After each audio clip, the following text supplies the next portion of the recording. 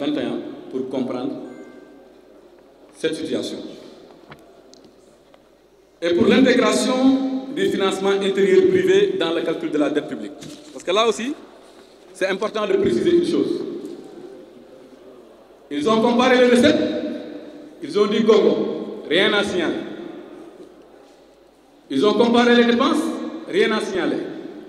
Ils ont comparé avec les comptes sociaux du Trésor, rien à signaler. Ils ont dit maintenant comparons avec la dette. Et je dis ici que pour la dette extérieure, multilatérale et bilatérale, vous pouvez lire le rapport.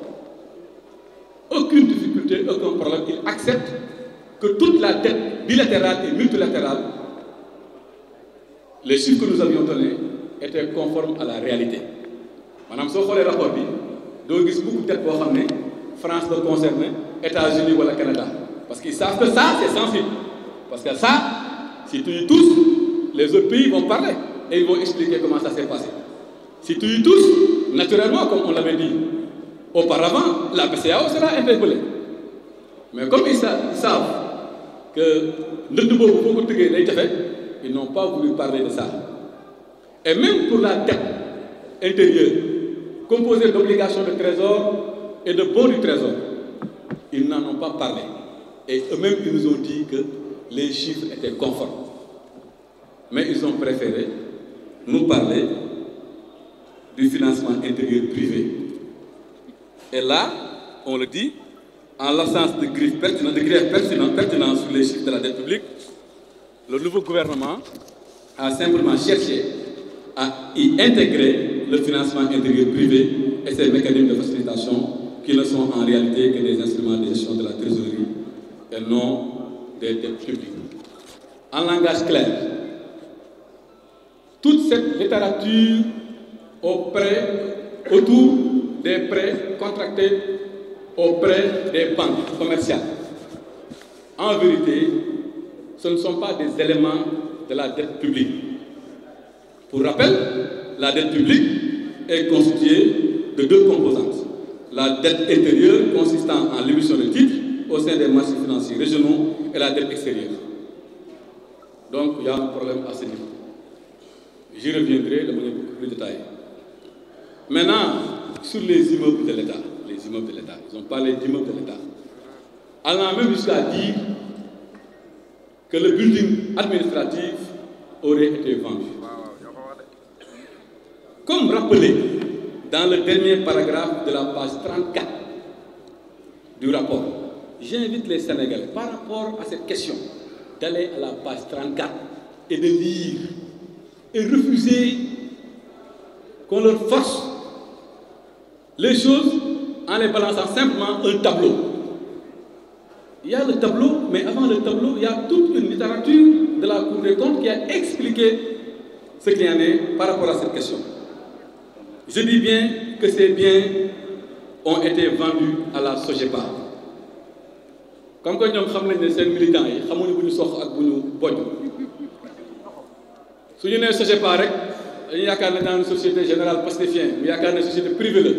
La SOGEPA est la société de gestion des patrimoines de l'État, détenue exclusivement par l'État.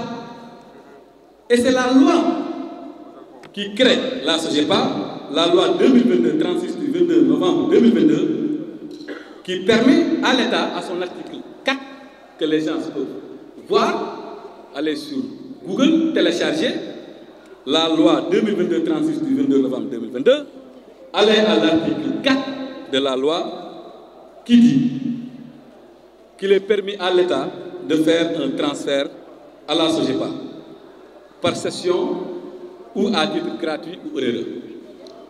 État mooy jaay mooy jënd olof ne lan ginaar ak i tuujam ak i nenam borom ginaaru moom état moo jël jox SOGEPA ku moom SOGEPA état ku moom immeuble building SOGEPA kon ku moom building ku moom building ku moom building c'est clair état moom building te article 4 dafa expliquer dinaa si ñëwaat en wolof bu gën a leer.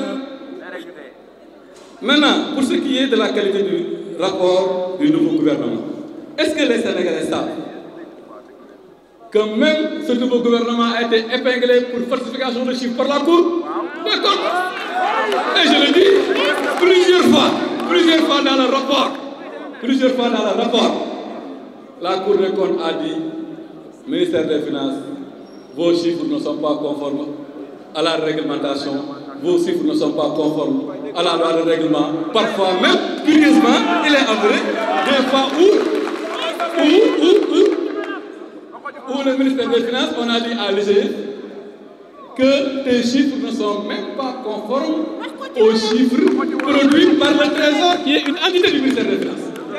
Madame Trésor ak ministère des Finances yëpp ak IGF ñoom ñëpp seen lay ministère des Finances la IGF wax lii Trésor wax la leen dinaa leen jox ay pages yu leer ngeen gis ko.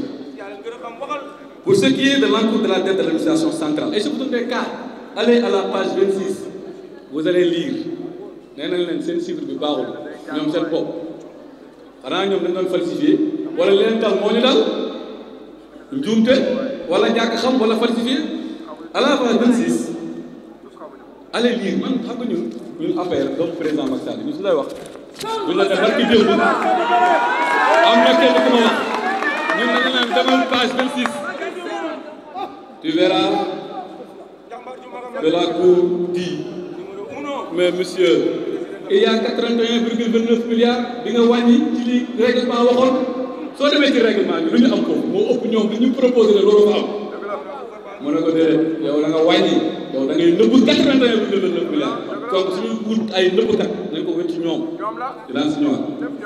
Et ça aussi c'est le cas pour ce qui est des disponibilités bancaires donc dinaa si ñëw de manière beaucoup plus ample mais aussi la dette garantie et enfin l'engagement de l'État vis-à-vis du secteur bancaire yooyu yëpp ay chiffres yu ñu nëbb la. Donc voilà en résumé ce que je voulais dire en français. Et je vais conclure et résumer en wolof. léegi nag il faut que sénégalais yi xam ñun lu tax ñuy génn di wax ndax soo waxee ñu ne comme que dañu wax ne dañ leen di topp ci yoon dañ leen di waaj a jàpp ñoom ñëpp dañoo jóg taxaw Ousmane Sonko ñun dañuy wax non pas parce que dañu ragal wala dañu tiit. dañuy wax parce que ñetti affaire moo am bu njëkk bi mooy président Macky Sall la ñu yàq deram ñu àndoon ak moom mu liggéey bu réew ci réew mi ñëpp gis ko ñëpp seede ko mu nekk à l'international di toj àdduna comme ni ko xale yi di waxee di dem fi ñu mënul dem ñoom di dugg foo xam ne suñ fa duggee dañ naan mbokki fan ak yaay kan président di fa dugg nu ko neexee ñooñu dañ koy yàq deram comme que mu ngi dugg fi mu dugg nañ yàq deram su ko defee dootul jarati dara fu mu demati rek ñu ne ko oui bonjour monsieur celui qui falsifie les chiffres ñun ñi nga xam ne ñoo nekk ay ndawam ñu ne duñu nangu loolu c'est pas parce que amatul décret bu mu ñu jox c'est pas parce que amatul responsabilité bu mu ñu jox moo tax ñuy daw res moo tax ñu jóg taxaw pour défendre le président de la République d'abord. Ensuite ñuy défendre son bilan ndax bëgguñu luñ bëgg xam nañ ko ñoom liñ bëgg mooy saa yoo waxatee rek waxu TER BRT ñu ne BRT beeg TER bi dugal nañ ci 1 milliard waaye si lañ profité pour sàcc 1 milliard pour gàkkal suñu liggéey ci réew mi te liggéey bi nag ñoo ko liggéey mu métti lool ñu sonn lool sama gars yaa ngi nii nelawuñu chaque jour ñu doon liggéey ñu liggéey ko 12 ans nga bëgg ko gàkkal loolu moo tax ñuy kaas loolu moo tax ñu génn ragaluñu bu mujj bi nag te ngeen may ma nopp ma wax lu gën a tax ñu siy wax mooy dañoo gàkkal ak gor muy nag si yàlla ci Moustapha Ba ñu mun a témoigner ci moom jàmbaar mun a témoigner ci moom liggéey ñun suñu